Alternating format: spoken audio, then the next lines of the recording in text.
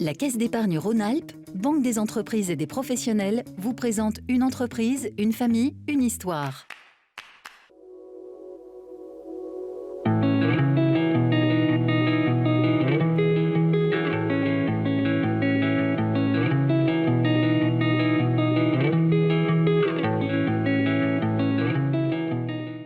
Dans le village de Loire-sur-Rhône se trouve un savoir-faire ancestral vieux de 250 ans. Ce savoir-faire, c'est la fabrication de la tuile en argile que détient la famille de Mathieu et Nelly depuis maintenant 9 générations. On a des documents qui datent encore de 1740, donc c'est approximativement l'année de création de la société. Donc à l'époque, c'était assez divers et varié dans le sens où on faisait des poteries, des tommettes, des bichalets, des tuiles. Et au fur des années, on s'est spécialisé principalement dans la fabrication de tuiles, donc de la tuile plate et également de la tuile canal avec une spécialité, la tuile vernissée. Et c'est notamment cette fameuse tuile vernissée qui fait toute la rareté de leur métier, puisqu'ils font partie des derniers en France et dans le monde à savoir les fabriquer. Tous les toits polychromes qui brillent en France, les hospices de Beaune, l'abbaye de Braux à Bourg-en-Bresse, et celle-ci, l'exemple que j'ai dans les mains, c'était la basilique Sainte-Anne de Brazzaville au Congo. Donc ça, c'est des recettes ancestrales qu'on a et qu'on utilise, et on l'a fait toujours de méthode traditionnelle, mais ça, c'est le secret de fabrication de la tuilerie Blache.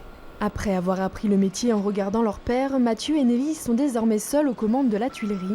Un patrimoine familial d'exception lourd de sens pour le frère et la sœur.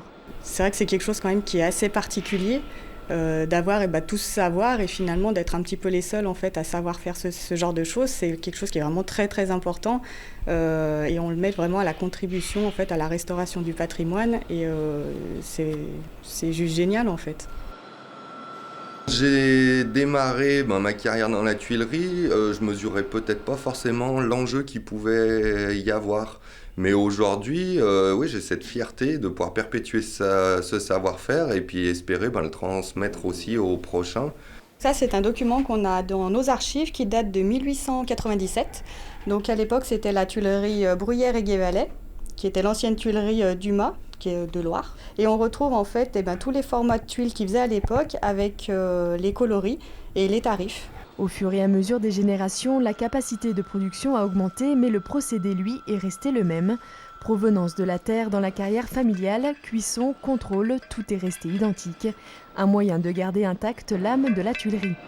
Donc là, on est en train de sonner la qualité, c'est ce qu'est en train de faire Laurent. Donc on sonne les tuiles, on les tape sur une pierre pour écouter le son qu'elle fait. Donc si elles font un son clair comme celui-ci, la tuile est bonne, en la laissant vibrer. Et volontairement, je vais en prendre une qui est fendue.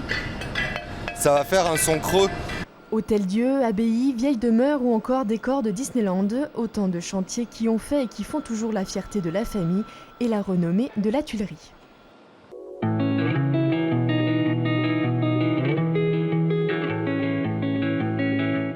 Une entreprise, une famille, une histoire vous a été présentée par la Caisse d'épargne Rhône-Alpes, banque des entreprises et des professionnels.